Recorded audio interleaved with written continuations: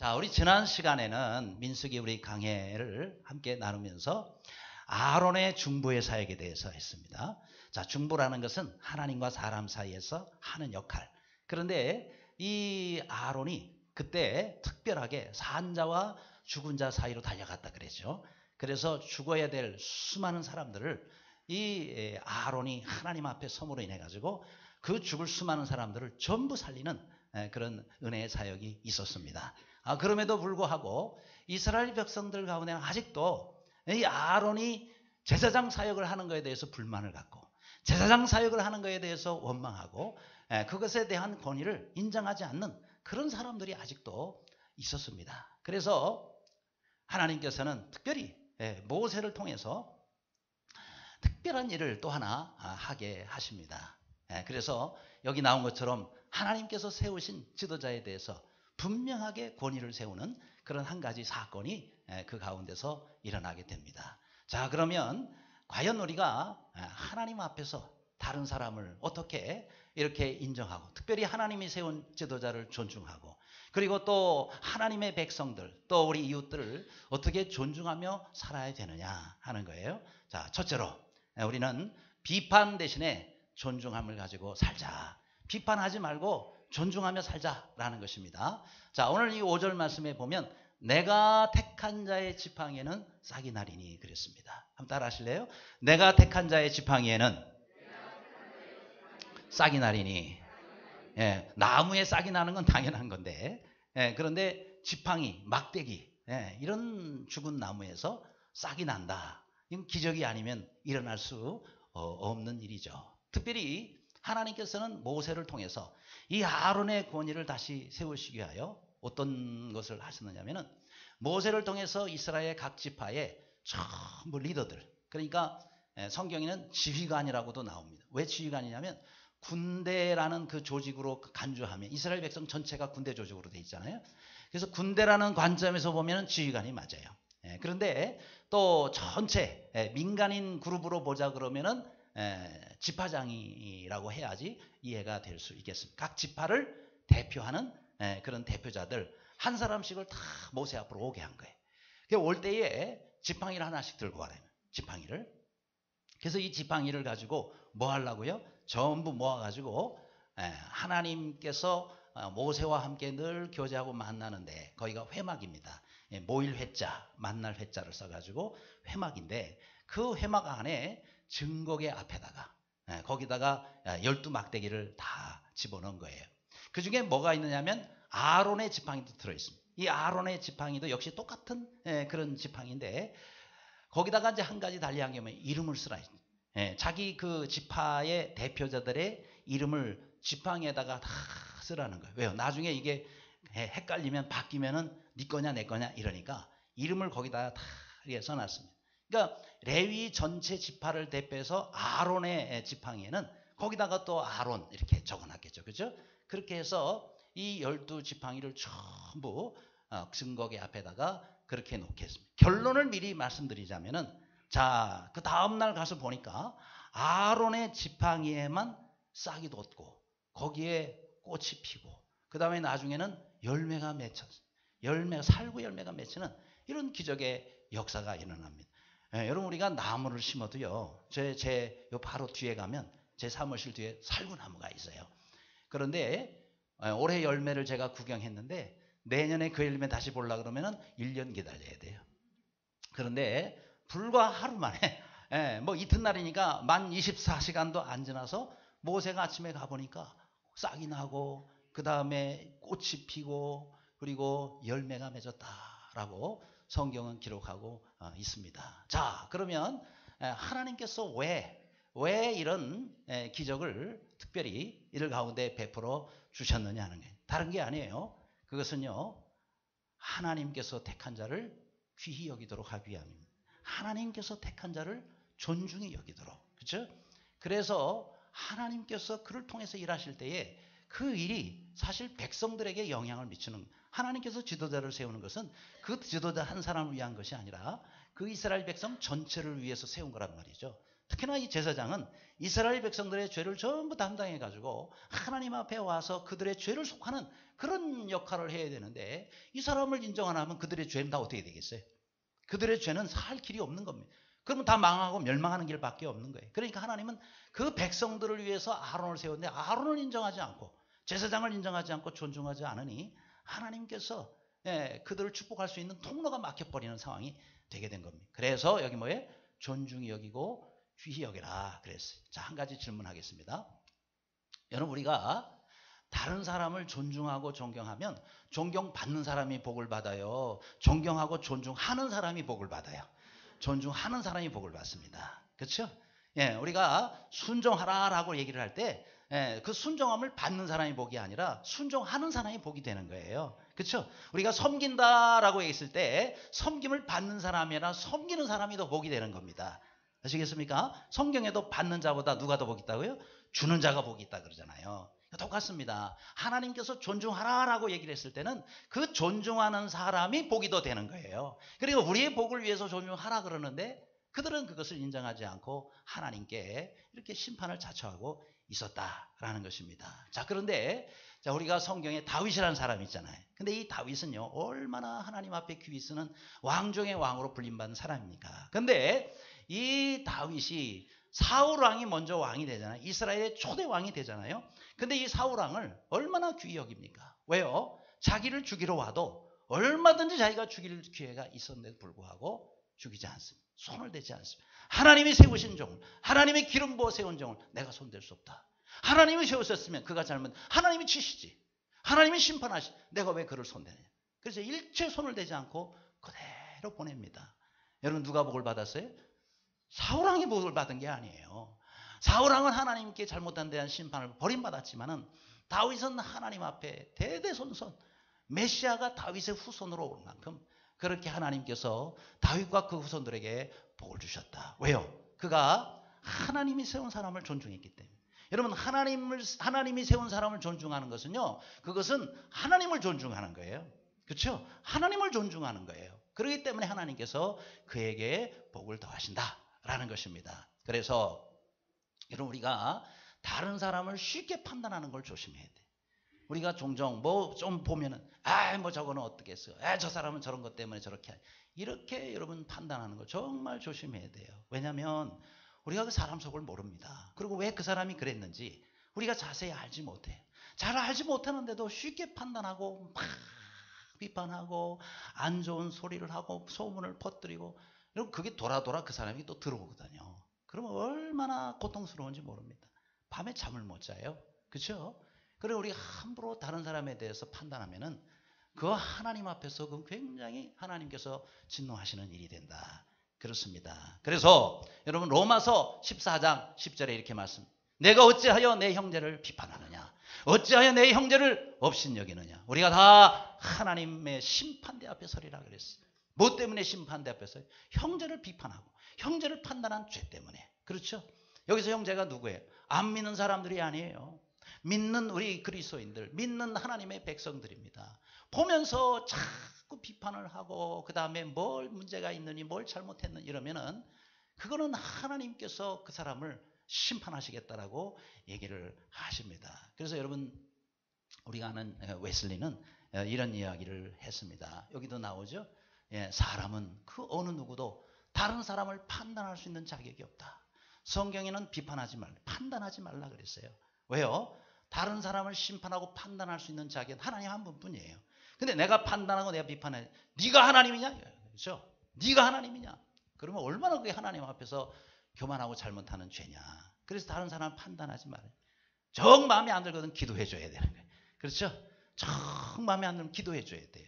그 사람을 축복하고 잘할 수 있도록 하나님 저 사람에게 지혜도 주시고 하나님 복을 주시고, 그렇게 해서 우리가 기도하면 내가 복을 받는 건데, 그거를 판단하고 문제가 있다고 막 자꾸 이렇게 지적하고 판단하면 그거는 하나님을 판단하는 자가 되고 하나님의 자리에 자기가 서는 것이고 하나님의 심판을 자초하는 일이 된다. 그래서 우리는요, 다른 사람 상처 주는 걸 조심해야 돼. 그렇죠?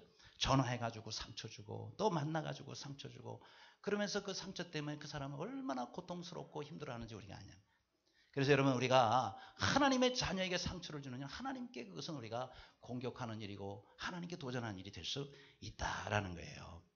여러분 저 어느 교회에 누나하고 그 다음에 동생이 교회를 다니고 있었어요. 근데 이제 이 누나가 미군과 국제 결혼을 했어요. 우리나라에 와 있는 미군과 결혼을 해가지고 그러고는 잘 살고 있었는데 이 동생이 폐결핵에 걸리게 됩니다. 그래서 폐결핵 4기가 돼요. 그래가지고 도저히 돈도 없고 치료할 길도 없고 그래서 시름시름 앓고 있는데 누나가 얼마나 마음이 아파요. 그래서 이 동생을 고치려고 맥방으로 알아보다가 남편을 통해서 미군 부대 내에 있는 병원에서 치료를 받게 돼요.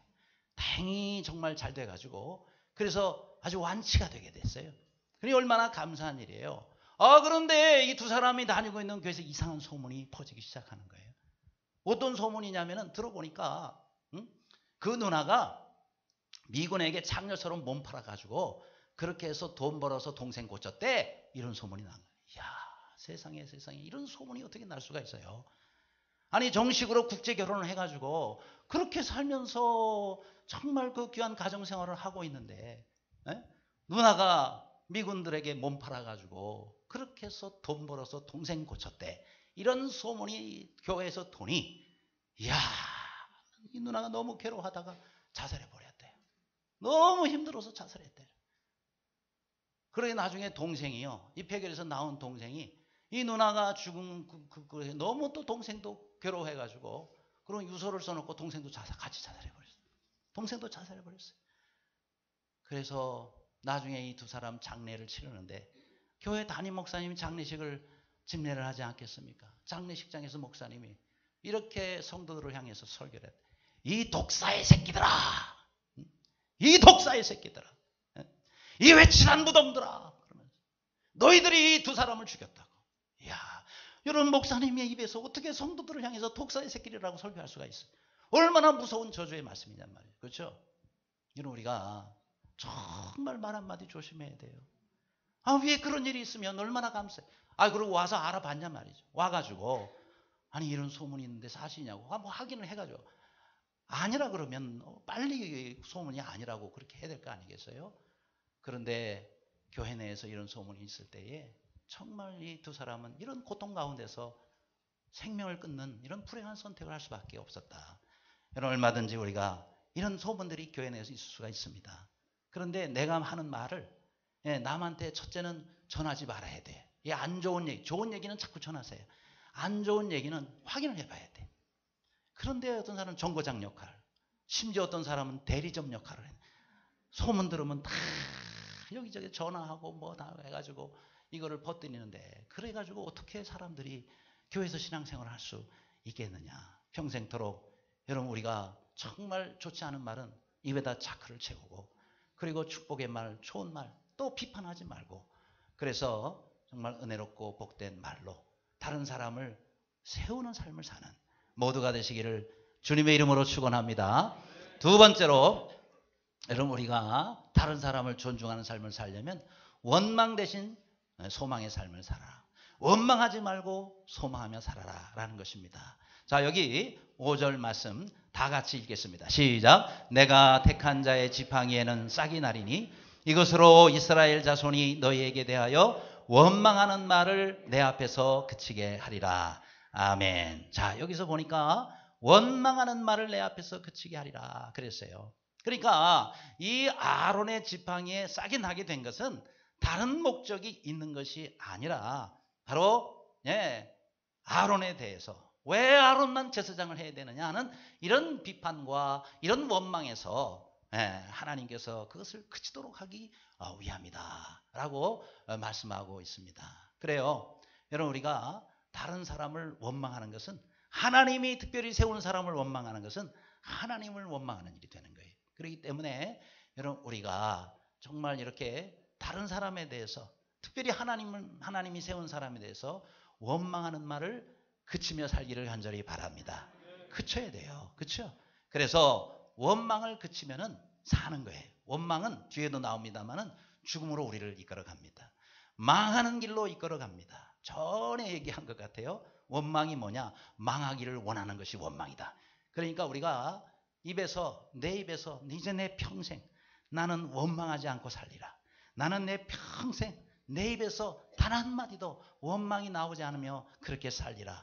그렇게 결심하고 사는 모두가 되시기를 간절히 바랍니다. 원망이 아니라 감사를 입에다가 달고 사시기를 바래요. 어떤 사람은 입만 열면 불평하는 사람이 있어요. 입만 열면 원망이 나오는 사람. 절대 그 사람은 복을 받을 수가 없어요. 그렇죠? 그 사람 망하는 지는 길로 달려가고 있는 거예요. 어떻게 해야 되느냐? 반대로 사시기를 바랍니다. 내 입에서 늘 소망의 말이 나오고, 그리고 감사를 달고 살아야 돼요. 이왕에 우리 입에다가 달고 살려면은 좋은 걸 달고 살아야지. 하나님이 만들어주신 입에다가 안 좋은 내가 망하는 걸 달고 살면 되겠어요? 항상 입만 열면 감사가 나오는 그런 삶을 살기를 간절히 바랍니다. 그래야 감사가 차고 넘치는 그런 인생이 되는 것입니다. 그래서 우리는 항상 나를 돌아봐야 돼. 내 입에 뭐가 붙어 있나? 내 입에 감사가 붙어 있나? 아니면 원망하는 그 불평이 붙어 있나? 똑같은 상황인데요. 어떤 사람은 자꾸 그걸 원망의 눈으로만 봐요. 어떤 사람은 늘 감사하는 눈으로만 그걸 봐요. 누가 달라냐? 누가 하나님의 복을 받느냐? 이 말이에요. 그렇죠? 여러분, 저 일본에 아오모리현이라는 곳이 있습니다. 자, 여기 이제 사진에도 나옵니다만은 이 아오모리현이라는 곳이 어디냐면 일본에서 그 사과 아주 주산지예요. 우리나라도 우리 어제도 우리 저 문경 사과 따고 왔잖아요. 근데 우리나라는 지금 요즘에는 문경이 중심이 돼가지고 사과는요 대구 시대는 지난 것 같아요. 지금 문경 시대가 돼가지고 사과 축제도 이제 지난주까지 열렸고, 그리고 문경에 아무튼 사과 과수원만 뭐 하여튼 1000몇백 개가 된다 그러더라고요. 자, 그런데 이렇게 그런 곳이 바로 아오모리현인데 1991년도에 일본에 큰 태풍이 온 거예요.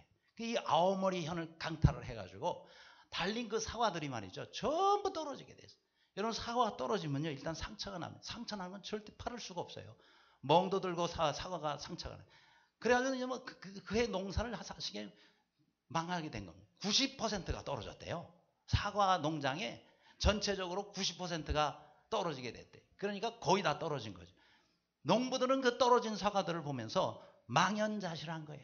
야, 우리는 이제 1년 농사 망했다. 응? 우리는 망했다. 그런데 그 중에 한 청년이 그 10% 남은 사과를 보는 거예요. 떨어진 사과를 보는 게 아니라 10% 남은 사과를 이러고 보고 있으니까 불현듯 이런 생각이 들더래. 야, 이 사과들은 이 강한 태풍에도 안 떨어지고 살아있네. 에? 그러면서 그때가 요즘 때였던 것 같아. 입시철이에요. 그래서 태풍에도 떨어지지 않는 합격 사과. 그 다음 사진 좀 보여줘요. 네, 이렇게 합격 그렇게 붙여가지고 합격 사과로 그렇게 붙여가지고 판매를 하니 이게 대박이 난 거예요. 왜냐하면은 태풍에도 안 떨어지니 우리 아들, 우리 딸 대학에 안 떨어지겠다. 요즘 뭐 우리 시험 보러 가면 엿도 선물하고 그러잖아요. 왜요? 끈적끈적하게 떨어지지 말라고. 그런데 이 사과가요, 태풍에도 안 떨어지는 사과가 돼가지고 그렇게 해서 없어서 못 파는 사과가 된 거예요. 그렇죠? 그러니요, 똑같은 상황인데 뭘 보느냐에 따라, 그렇죠? 90% 떨어진 사과 보면 망한 거예요. 근데 붙어있는 이 사과를 보면 이게 합격 사과가 돼가지고 10배 이상으로 팔렸대요. 그러니 90% 다 하고도 남는 거 아니겠어요? 그러니까 뭘 보느냐가 중요한 겁니다. 그게 뭐예요? 프레이밍 이펙트라 그래서 프레이밍 효과라는 거예요. 이게 무슨 얘기냐면 프레임, 이게 틀이라는 거예요. 내 사고와 생각의 틀을 어떻게 바꾸느냐에 따라서 내 인생이 달라질 수 있어요. 그러니까 프레임이라는 건 똑같은 상황인데 보는 관점에 따라서 결과가 달라진다는 거예요. 여러분, 조삼모사라는 말이 있습니다. 조삼모사, 어떤 사람이 원숭이를 이제 키우는데, 원숭이 이제 여러 마리를 이제 키우는데, 이게 이제 기근이 되고 뭐 모자라니까 먹이를 갖다가 열매를 주는데, 이제 이 열매가 별로 없어서 아침에 3개 주고 저녁에 4개 주겠다 그러니까 막 난리가 원숭이들이 못 살아, 우리 못 살아. 그런데 그래, 알았어, 미안. 그러면 아침에 4개 주고 저녁에 3개 줄게. 그랬더니 야, 좋다. 아니, 이해가 안 가시는가 봐요. 아침에 3개 주고 저녁에 4개 주나, 아침에 4개 주고 저녁에 3개 주나, 뭐가 달라요? 똑같이 7개 주는 건데 아침에 4개 준다 그러니까 막 좋다. 똑같은 거야. 이게 조삼모사라는. 그러니까 똑같은 것인데 어떤 것에 강조점을 두느냐에 따라서 완전히 달라질 수가 있는 겁니다. 근데 여러분, 신앙생활도 프레이밍 효과가 있어요. 신앙생활. 하나님께서 우리에게 어려움도 주시기도 하고 고난도 주시기도 합니다. 그런데 어떻게 보느냐에 따라서 전혀 결과가 달라지는 거예요. 하나님께서 주시는 어려움과 이 고난을요, 사람의 눈, 세상적인 관점, 인간적인 관점에서 보면 못 살아요. 나 이제 망했네 이거. 나는 망했으니 큰일 났네 이거. 그러나 하나님의 눈으로 보면, 왜 하나님이 허락하셨으니까 이거를 누구 눈으로 봐야 돼요? 하나님의 눈으로 봐야 돼요. 하나님의 눈으로 보면 이게 축복의 통로라. 이 고난 가운데서 내가 더욱 주님을 의지하고, 안 그랬으면 내가 하나님께 기도하러 나오겠어요? 그런데 이런 상황이 생기니까 새벽에 나와서 하나님 살려주세요. 그러면서 하나님 붙잡고, 그러면서 믿음이 자라고, 더 하나님께 의지하니까 하나님께서 이런 상황을 오히려 축복의 통로로 삼으셔서 우리에게 기적의 역사가 일어나게 더 잘되게 만들어주시는 그런 은혜의 역사가 일어난다는 거예요. 이게 뭐예요? 신앙의 프레이밍 효과란 말이죠. 그래서 우리는 하나님께서 우리의 자녀 문제가 됐든지, 직장 문제가 됐든지, 사업 문제가 됐든지, 건강 문제, 어떤 문제가 됐든지 간에 하나님의 눈으로 보시기를 바랍니다. 사람의 눈으로 망하는 길밖에 없어요. 하나님의 눈으로 보면은요, 기적의 역사가 우리 앞에 있는 것입니다. 아무쪼록 날마다 주님 앞에서 우리 하나님의 눈을 가지고 신앙생활하는 모두가 되시기를 주님의 이름으로 축원합니다. 세 번째로, 여러분, 우리가 하나님 앞에서 어떤 마음으로 살아야 돼? 불신 대신에 믿음의 마음을 가지고 살자 그랬어요. 자, 7절 말씀입니다.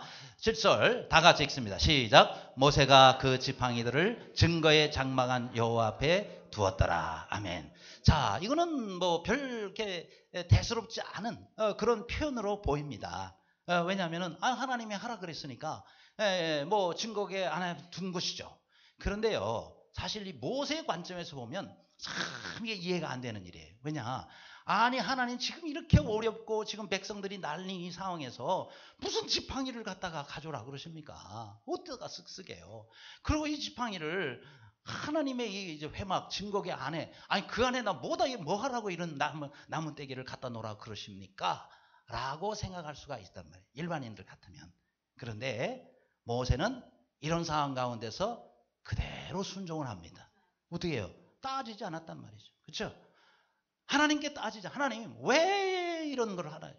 이게 무슨 소용이 있고, 이게 마른 막대기가 뭐가 있다고 이런 거를 그 안에다가 거룩한 곳에다가 이런 지저분한 막대기를 거기다가 두라고 하십니까? 이렇게 따지지 않았어요. 여러분, 신앙생활은요, 따지면서 하는 게 아니에요. 하나님 말씀하시면 따지지 않고 순종하시기를 바랍니다. 그렇죠? 아니, 사람의 머리로 어찌 말씀 하나로 온 천지 우주 만물을 지은 하나님 이해할 수가 있겠냔 말이죠. 절대 우리는 이해할 수가 없습니다. 그럼 모르면 우리가 순종해야 되는데, 내가 따져놓고는 안 되잖아. 이거 도대체 말이 돼? 안 믿어 나.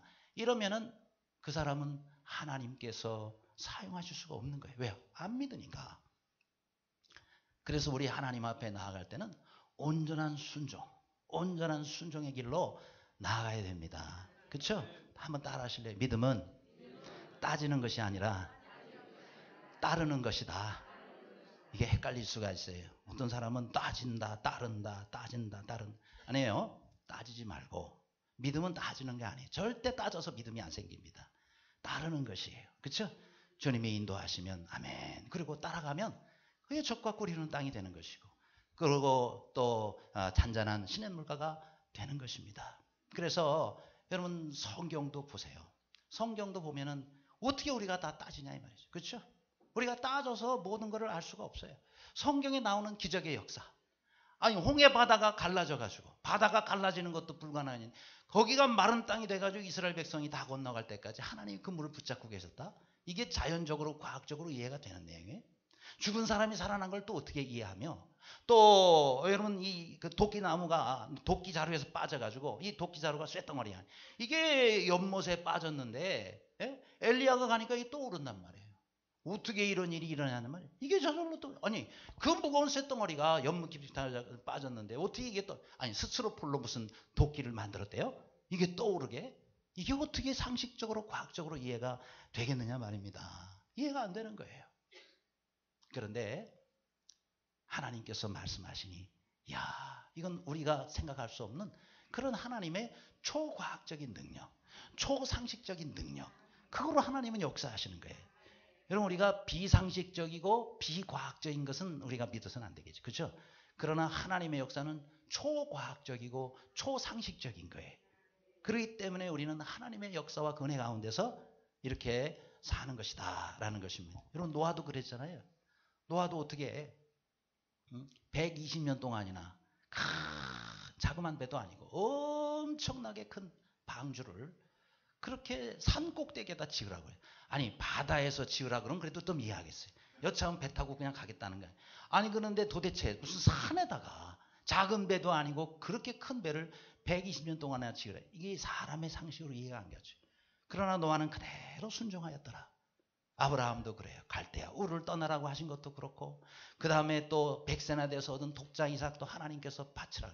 이게 어떻게 상식적으로 이해가 되는 말이겠어요. 그런데 아브라함은 그대로 순종을 합니다. 그렇죠? 온전한 순종. 따지지 않았다면 아브라함의 신앙, 노아의 신앙, 다니엘의 신앙, 요셉의 신앙 따지는 신앙이 아니었어요. 하나님이 말씀하시면 이해는 안 가지만은 그대로 순종하며 따르는 그 신앙이 하나님 앞에 귀하고 복된 것 아니겠습니까? 선교도요 따지면 못해요. 응? 전도는 그래도 그래도 전도하면 교회가 부흥이라도 되니까 나가서 전도라도 하자. 선교는요 이건 도대체가 계속 갔다가 부어야 되고 계속 갔다가 해야 돼요. 그러나 따지면 선교 못해요. 그렇잖아요. 계속 갔다 우리 섬겨야 되고 하는데 교회에 뭔 도움이 되겠어요? 근데도 왜 해야 돼요? 여러분 선교사님이 우리나라에 안 오셨으면은 우리가 지금 어떻게 이렇게 예수님 믿고 이 땅에서 예배드리며 살 수가 있었겠어요? 조선시대에 도대체 따졌으면 어느 선교사가 우리나라에 와가지고 생명 걸고 피 흘리면서 그러면서 일생을 들여 선교를 했겠냐고요. 절대 따져서는 들어올 수 없는 나라가 우리나라예요. 그렇다면 우리도 하나님께서 가라 명하실 때는 따지지 말고 가야 되고 선교하라 그럴 때는 따지지 말고 해야 되는 거예요. 왜요? 그것이 우리 하나님께서 우리에게 주신 사명을 우리가 이루는 일이기 때문에 그렇다라는 것입니다. 그래요. 여러분 성경에서도 고린도전서는 한마디로 책망의 서신이에요. 고린도전서 읽어보면 시작부터 계속 책망하는 내용이 나옵니다. 그런데 사실 이 고린도전서는 책망의 서신이지만은 시작할 때 1장 앞에 부분에 보면은 은혜로 시작해서 또 고린도서 13장 끝날 때도 은혜로 끝나요. 그러니까 시작할 때도 은혜로 시작하고 끝날 때도 은혜로 끝나요. 이게 우리 하나님이십니다. 하나님께서 우리가 잘못했을 땐 책망도 하시고 또 우리에게 야단도 치시지만은 그러나 시작이 은혜고 또 마지막이 은혜입니다. 우리 하나님은 은혜로 시작해서 은혜로 끝나시는 하나님이에요. 그 하나님을 믿으며 살잖아요. 물론 우리가 부족하고 잘못할 수도 있어요. 그때 우리가 회개하면 돼요. 그러면 하나님은 은혜로 시작해서 은혜로 끝나요. 아무쪼록 다른 사람에 대해서도 마찬가지예요. 또 우리의 신앙생활도 마찬가지예요. 은혜로 시작해서 은혜로 마쳐요. 그럴 때 하나님께서는 우리에게 넘치는 믿음과 은혜를 주십니다. 날마다 그런 은혜 가운데 사는 모두가 되시기를 간절히 바랍니다. 끝으로 여러분 우리가 하나님 앞에서 어떻게 살아야 됩니까? 죽음 대신 생명을 가지고 살자. 8절에 말씀합니다. 이튿날 모세가 증거의 장막에 들어가 본즉 레위 집을 위하여 낸 아론의 지팡이에 um이 돋고 순이 나고 꽃이 피어서 살구 열매가 열렸더라. 이렇게 말씀하고 있습니다. 자, 이렇게 짧은 시간에 하나님께서는 죽은 막대기, 특별히 아론의 막대기에 이렇게 생명의 꽃을 피우도록 역사하셨습니다. 그렇습니다. 죽은 나무 막대기에 생명을 불어넣으셨다. 그래서 살아있는 막대기로 하나님께서 만들어 주셨다는 거예요. 자, 우선 이 살구나무, 왜 그 하필 많은 나무 가운데 왜 살구나무냐? 여러분 살구나무는요 원어적으로 이런 뜻을 가지고 있어요. 살아있고 깨어있다. 따라 하실래요? 살아있고 깨어있다. 그래 우리가 먼저는 살아야 돼요. 먼저는 우리가 살아야 돼요. 죽은 생명은 가장 중요한 게 먼저 사는 거예요. 그 다음 늘 깨어있어요. 살아났는데 맨날 자고 있어요. 맨날 자고 있으면 죽은 거나 다를 바가 없습니다. 그러니까 우리가 살아나는 것도 중요하지만 우리의 삶이 날마다 깨어 있어야 돼. 그래야 하나님 음성도 듣고 그래야 하나님 뜻대로 살 것 아니겠습니까? 이게 살구나무의 뜻이에요. 근데 이 나무가 죽었단 말이죠. 죽어서 지팡이가 됐는데 하나님께서 그거를 살리시는 거예요. 그렇죠? 왜요? 죽은 나무를 다시 살리신 것은요. 하나님께서 거기에 이런 뜻을 담고 있는 거예요. 너희 죽은 영혼들도 내 앞에 오면 이 장막 안으로 들어오면 내 은혜의 장막 안으로 들어오면 내가 너희를 살리리라. 아멘. 죽은 사람도요. 하나님의 은혜의 성전 안으로 들어오면 그렇죠? 교회 안으로, 믿는 그리스도인 안으로 들어 다 살아나는 거예요. 예외 없이 살아나는 거예요. 그래서 우리가 하나님의 장막 밖이 아니라 안에 들어가야 되는 거예요. 들어가야 사는 거예요. 야, 그런데 이스라엘 백성들은요, 이때 대단히 오해를 했어. 반대로 생각을 했어. 왜요? 이스라엘 백성들은요, 반대로 뭐라고 얘기를 하면 그 뒤에 13절을 여기에 보여요. 여호와의 장막에 가까이 나가는 자 다 죽사오니. 이 사람들은 반대로 알고 있는 거예요. 하나님께 가까이 나오는 자는 살리겠다고 하나님께서 아론의 지팡이를 이렇게 살리셨는데, 기적적으로 살리셨는데, 죽었더라도 살리시겠다 그러는데, 이들은 뭐예요? 장막에 가까이 나가는 자마다 다 죽으니 우리는 어떡합니까? 이러고 있단 말이죠. 반대로 알고 있어요. 그렇죠? 아닙니다. 하나님께로부터 멀어지는 자가 죽는 거예요. 하나님께로부터 멀어지는 자가 망하는 거예요. 그렇죠? 가까이 오는 자는 삽니다. 사탄의 말은 하나님께 가까이 가지 마. 너희들 가까이 가면 다 죽여. 하나님이 다 죽어. 이렇게 얘기합니다. 그 거짓말 여러분 믿지 마세요. 반대입니다. 우리는 가까이 나가야 살아요. 더 안으로 들어가야 살아요. 그렇죠? 우리는 여기 나온 것처럼 하나님과 멀어지면 죽는 거예요. 더군다나 우리는 장막 안으로 들어왔어요. 여러분, 장막 안으로 들어왔으면은요, 문 앞에 근처에서 왔다 갔다 하지 않기를 바랍니다. 이왕에 하나님의 장막 안으로 들어갔으면요, 한복판으로 가시기를 바랍니다.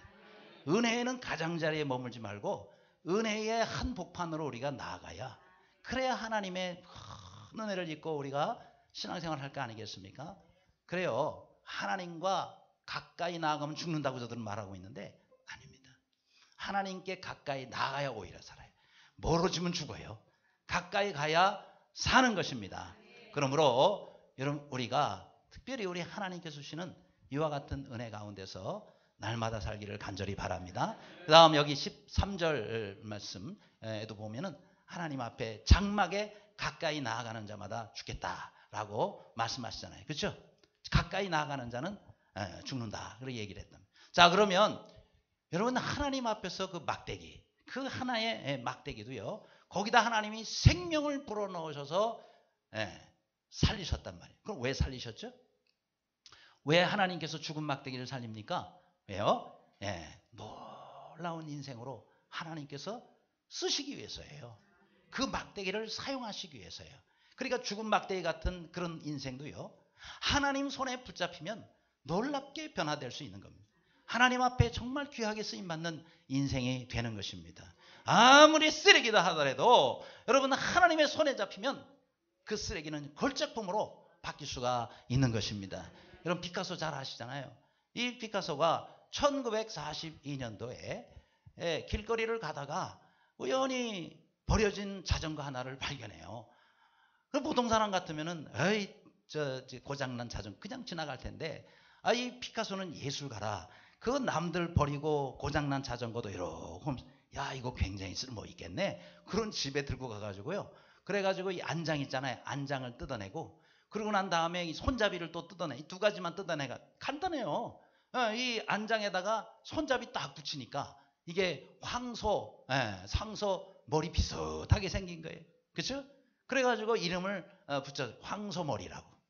황소머리, 아주 유명한 작품입니다. 돈 얼마나 들었죠? 하나도 안 들었어요. 남들 버린 거 쓰레기처럼 돼 있는 거 주워다가 그 연결시킨 거예요. 이 황소머리가 됐어요. 이게요, 가격이 경매에서 그 다음에 팔렸는데 293억 원이나 받았다. 별로 안 비싸죠? 300억 원 정도 된. 지금은 더 비싸겠죠. 그렇죠? 지금 시가로 하자면 더 비싸겠죠. 황소 비슷하게 생겼죠? 그래요. 그럼 우리가 이렇게 사람도 남들이 버린 쓰레기를 가지고 이렇게 걸작품을 만들 수 있지 않습니까? 피카소가 이런 얘기를 했어요. 그 다음 피카소 얘기를 우리가 들어보면, 쓰레기는 위대한 가능성을 지닌 예술품 재료다. 그렇죠? 모든 쓰레기들도요, 예술가의 눈으로 보면은요, 아주 위대한 작품을 만들 수 있는 재료가 될 수가 있는 거예요. 이런 말이, 천국에는 쓰레기통이 없다. 하나님은 쓸데없다 버리는 쓰레기 같은 인생이 없는 거예요. 하나님 손에 붙잡히면 다 걸작품이 될 수가 있어요. 옆 사람 인사하겠습니다. 하나님 손에 잡히면 걸작품이 됩니다. 시작. 네, 여러분 한 사람 한 사람은요, 정말 걸작품이에요. 아멘. 그래서 성경에 이렇게도 말씀, 누가복음 20장 또 시편 118편에도 말씀했어요. 건축자의 버린 돌이 모퉁이의 머릿돌이 되었느니라. 건축자들은 쓸모 이거 어디다 써? 그러고 버렸단 말이에요. 근데 이 돌이요, 모퉁이의 머릿돌. 오늘날 머릿돌은 그냥 형식적으로 갖다 놓는 거지만은 이 당시에 머릿돌이라는 것은 그 건물에 있어서 가장 중요한 돌이에요. 그리고 맨 밑에 놓여지고 거기에 따라서 기둥과 거기에 따라서 벽이 형성이 되고 수평이 거기로부터 잡아집니다. 거기로 모든 위치가, 그러니까 머릿돌이 어디에 놓이냐에 따라서 모든 것이 달라지는 기준이에요. 기준. 여러분, 예수 그리스도께서 바로 우리의 삶의 기준이 된 거예요. 세상 사람들은 당시의 종교 지도자는 예수님을 보는 순간 쓰레기처럼 취급했어요. 갖다 버렸어요. 십자가에 못 박아 버렸어요. 그런데 그 예수님이 기준이 되어서 오늘날 모든 사람을 살리고 우리를 살리는 기준이 되어요. 모든 인류의 삶의 기준이 되어 주셨단 말이에요. 모퉁이의 머릿돌이 되어 주셨단 말이에요. 하나님 손에 잡히면 여러분, 우리는 기준이 되고 우리는 모델이 되고 하나님 앞에 가장 존귀한 인생을 사는 겁니다. 그러려면 우리가 하나님을 존중히, 하나님께서 세우신 사람을 존중하고 모든 사람을 존중하며 사는 모두가 되시기를 간절히 바랍니다. 기도하겠습니다.